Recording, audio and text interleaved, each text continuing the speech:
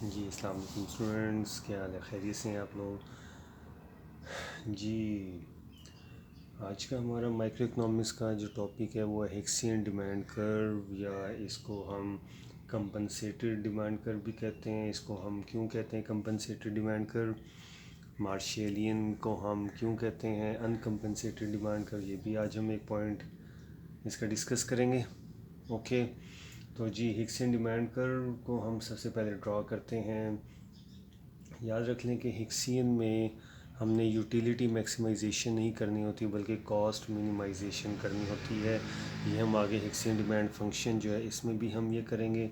Hicksian demand function या compensated demand function जो हमने मैथमेटिकली ड्रॉ करना है, आज एक ही लेक्चर में ये दोनों टॉपिक्स को कवर करवाने की कोशिश करूँगा ताकि कम एक ही वीडियो में हमारे ये दोनों टॉपिक्स हो जाएं। ओके स्टूडेंट्स, तो हिक्सियन डिमांड कर्व को हम डिराइव करते हैं। हिक्सियन ने ये कॉन्सेप्ट पेश किया था कि हमने ऊपर वाले आईसी यानी यूटिलिटी मैक्सिमाइजेशन की तरफ जाने की बजाय एक ही आईसी पर रहना है। हमने एक ही आईसी पर मूव करना है और एक ही आईसी पर ऊपर से नीचे, नीचे से ऊपर मूव करने को सब्स्टिट्यूशन इफेक्ट कहते हैं और यही कॉन्सेप्ट हिक्सियन का है और इसी को कंपनसेटेड कहते हैं, यानी एक ही आईसी पर कंपनसेट करना रादर देन कि आप नए आईसी पर शिफ्ट हों।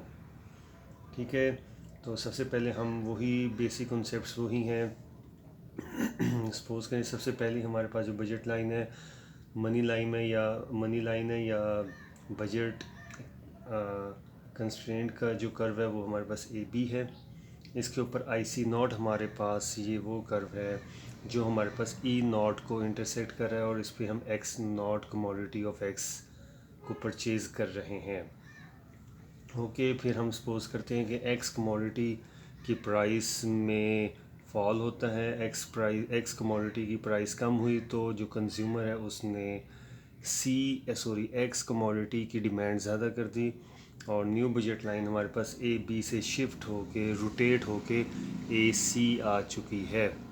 जी, अब इस पे कंज्यूमर इक्विलिब्रियम कैसे होगा? ए सी पर कंज्यूमर इक्विलिब्रियम होगा जहाँ पे इंडिफरेंस कर्व और मनी लाइन एक दूसरे को इंटरसेक्ट करेगी और न्यू मनी लाइन ए सी को हमारे पास आई सी वन न्यू इंडिफरेंस कर्व जो है ख़त्त अदम तरजीह जिसे हम उर्दू में कहते हैं, ये इंटरसेक्ट करते हैं और new equilibrium point E one है और इस पर एक्स वन कमोडिटी डिमांड कर रहा है या परचेज़ कर रहा है कंज्यूमर।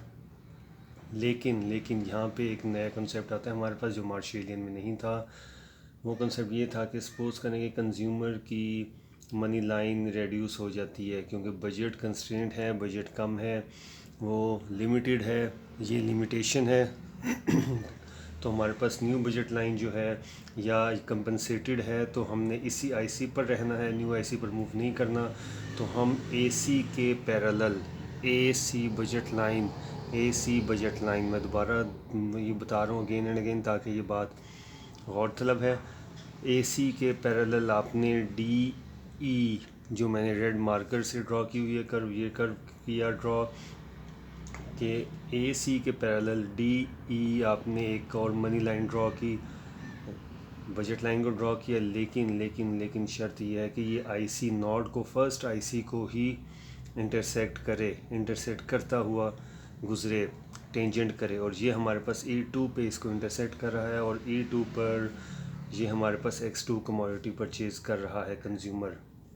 देखें, ई नॉट पे था, ई नॉट से ई वन पे जो है ये हमारे पास टोटल इफ़ेक्ट है। ई नॉट से ई वन हमारे पास टोटल इफ़ेक्ट है। ठीक है, अब ई वन से जो दोबारा ई टू पे आया ये हमारे पास इनकम इफ़ेक्ट है। इनकम कम होने की वजह से हमारे पास ये ई टू पे आया। यहाँ से मैं 2 पॉइंट और एक्सप्लेन करता चलूँ। जी तो स्टूडेंट्स, यहाँ मैंने 2-3 बातें और लिखी हैं। ये देखें, ई नॉट से ई वन पे हम जो मूव किए हैं, ई नॉट से ई वन पे हम क्यों मूव किए थे? क्योंकि हमारे पास एक्स की प्राइस कम हुई थी तो हमने एक्स की कमोडिटी ज़्यादा की थी, इसलिए इसको हम ई नॉट टू ई वन को हम कहते हैं प्राइस इफ़ेक्ट और ये प्राइस इफ़ेक्ट को हम टोटल इफ़ेक्ट भी कहते हैं। लेकिन हम ई वन से वापस ई टू पे आ गए, क्यों? क्योंकि हमारी इनकम कम हो गई थी, बजट कंस्ट्रेंट है, इनकम लाइन है, हमारे पास इनकम कम हुई थी तो ये हम वापस आ गए थे। तो ई वन से ई टू पे आने को हम कहते हैं इनकम इफ़ेक्ट और एक ही आईसी पर ऊपर से नीचे, नीचे से ऊपर मूव करने को E0 टू E2 या E2 टू E0 मूव करने को सब्स्टिट्यूशन इफ़ेक्ट कहते हैं। ठीक है, ये हमारे पास सब्स्टिट्यूशन इफ़ेक्ट है। यहाँ पे हमारे पास एक इक्वेशन बनती है, वो इक्वेशन मैं आपको अभी लिख के दिखाता हूँ। इन तीनों इफ़ेक्ट से हमारे पास एक इक्वेशन सामने आती है, ये मैं अभी एक्सप्लेन करता हूँ। जी, तो स्टूडेंट्स यहाँ से हमारे पास देखेंगे प्राइस इफेक्ट, इनकम इफेक्ट और सब्स्टिट्यूशन इफेक्ट से इक्वेशन आती है P is equal to I जमा SE, और ये इक्वेशन हमारे पास है the price effect is equal to income effect जमा सब्स्टिट्यूशन इफेक्ट के। ओके, ये प्राइस इफेक्ट है, ये इनकम इफेक्ट है, ये सब्स्टिट्यूशन इफेक्ट है। ये प्राइस इफेक्ट क्या है, X0 से X1, X0 से X1 हमारे पास ये प्राइस इफेक्ट है, is equal to income effect, income effect X1 से X2 है, X1 से X2 है, जब substitution effect X0 to X2, X0 to X2, ये हमारे पास सब्स्टिट्यूशन इफेक्ट है।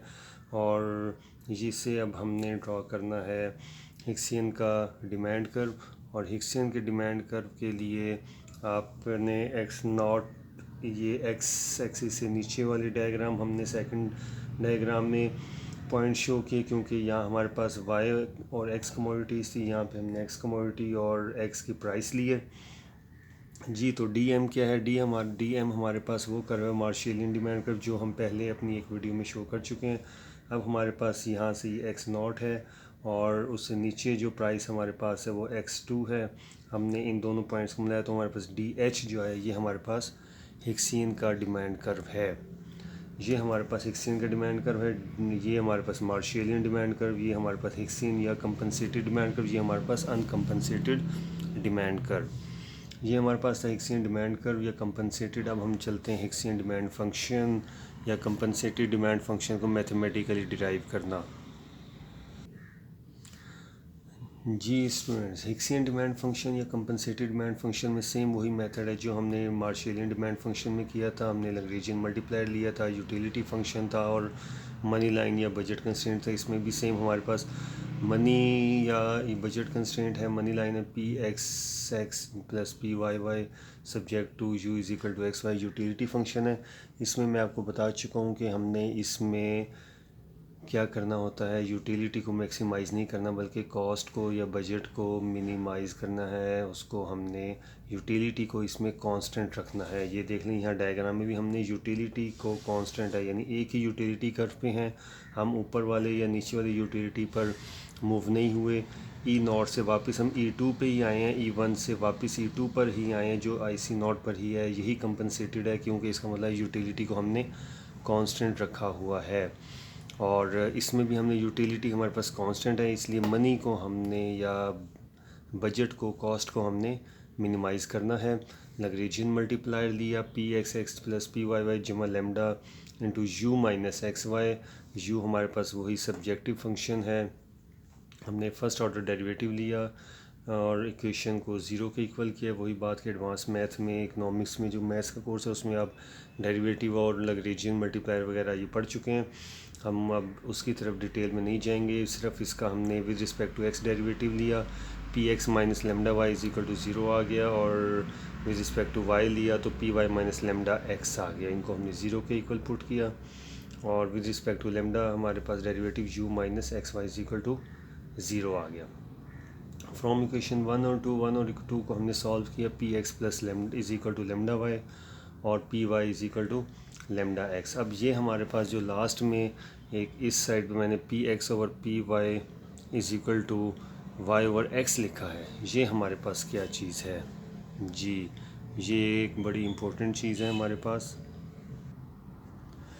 जी, ये हमारे पास जो है बड़ी इंपॉर्टेंट वैल्यू है Px over Py is equal to y over x। ये हमारे पास marginal rate of substitution XY है हमारे पास, और जिसको हम उर्दू में कहते हैं मुख्ततम शरह इस्तबदाल। Margin rate of substitution XY ये हमने मार्शेलियन डिमांड फंक्शन में भी ड्राइव किया था, MRS XY। ठीक है, ये वो यहाँ तक भी पूछ सकते हैं क्वेश्चन में, लेकिन अभी हमने आगे तक चलना है। और इस इक्वेशन को, इस मार्जिन रेट ऑफ सब्स्टिट्यूशन को हमने आगे सॉल्व किया तो y is equal to Px x over Py आ गया। यहाँ से हमने अगर वैल्यू हम x की निकालें तो ये हमारे पास आ जाएगा Py y ओवर Px आ चुका। ठीक है, अब हमने इनमें से किसी एक वैल्यू को हमने यहाँ से सपोज किया गया, late put the value of y in utility. इस यूटिलिटी फंक्शन को आप m कह लें और इसको आप कर लें पुट इन m।